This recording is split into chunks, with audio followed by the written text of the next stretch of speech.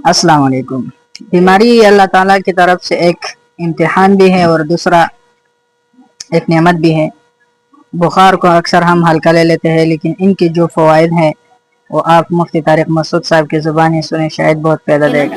नबी सल्लल्लाहु अलैहि वसल्लम एक सहाबी के पास गए, बूढ़े थे, बुखार में थे, तो आपने फरमाया ला बासा तहूरुन इंशाअल्लाह। ये बुखार हदीस में आता है, जब बुखार की गर्मी ये जहन्नम की आग को ठंडा करती है। ये जहन्नम की आग को, यानी हदीस में का मफहूम है कि जो आखिरत में अल्लाह ने अजाब देना है ना आग का, दुनिया में बुखार की शक्ल में दे देता है अल्लाह अहले ईमान को बाज़ दफ़ा। तो कितनी बड़ी नेमत है बुखार का होना, गुनाह धुलते हैं। तो वो उन्होंने कहा कि नहीं, ये मेरे गुनाह माफ़ करने के लिए नहीं, ये एक बूढ़े पे मुसल्लत होकर उसको सताने के लिए आया हुआ है। तो आपने फरमाया अब ऐसा ही होगा, अब ये बुखार गुनाहों की माफ़ी का ज़रिया नहीं बनेगा। तो ये मतलब है कि जैसा अल्लाह के बारे में आप गुमान रखेंगे, अल्लाह का मामला आपके साथ वैसे। इसलिए गमों में मेरे भाई ज़बान से नाशुक्री के अल्फाज ना निकालो। देखो, गम में हाय हुए करना जायज़ है, ये इंसान की नेचर है, रोना भी जायज़ है। गम में मुस्कुराना बड़ा मुश्किल काम होता है, ये नेचर के ख़िलाफ़ है। एक दफ़ा क्या हुआ, एक साहब के एक खातून थी, उनके शौहर शहीद हो गए कहीं टारगेट किलिंग में या किसी भी हादसे में, अभी मुझे पूरा वाक़या याद नहीं है, या कोई आर्मी में थे, बॉर्डर पे शहीद हो गए, वल्लाहु आलम, बहुत पुराना वाक़या है। मुझे वाक़ये की रूह याद रह जाती है ना, पूरा वो एक एक चीज़ तफसील से याद नहीं होती। अब क्या है कि उनके घर में जब खबर लेकर आए हैं कि तुम्हारे शौहर शहीद हो गए, तो खबर लाने वाला इतना बेवकूफ़ आदमी, उसने कहा आपके लिए खुशखबरी है कि आप शहीद की बेवा बन गई हैं।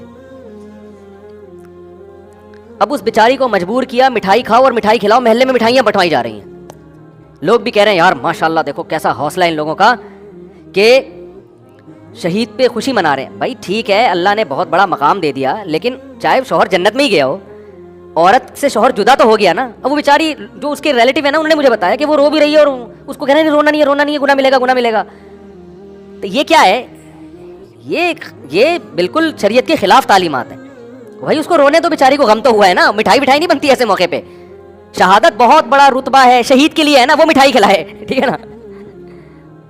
तो उसको तो खिला नहीं सकते, कब्र में जाके लड्डू खिलाएं उसको, उसके लिए तो है। पीछे रह जाने वालों के लिए तो गम है ना कि आपका महबूब आपसे बिछड़ गया, भले जन्नत में ही गया हो, आपसे तो बिछड़ गया ना। अरे आपका जिगरी दोस्त अमेरिका जा रहा हो, खुश हो, आप फिर भी रुखसत करते हुए रोते हो उसको कि बेटा अमेरिका जा रहा है। मायों की तमन्ना थी मेरा बच्चा अमेरिका में जाए, कमाऊ पूत बने, पैसे कमा के भेजे, लेकिन जिस दिन जा रहा होता है उस दिन माँ खुश हो रही होती है, रो रही होती है कि भाई मुझसे तो बहरहाल जुदा हो रहा है ना। बाप भी परेशान होता है, माँ भी परेशान होती है।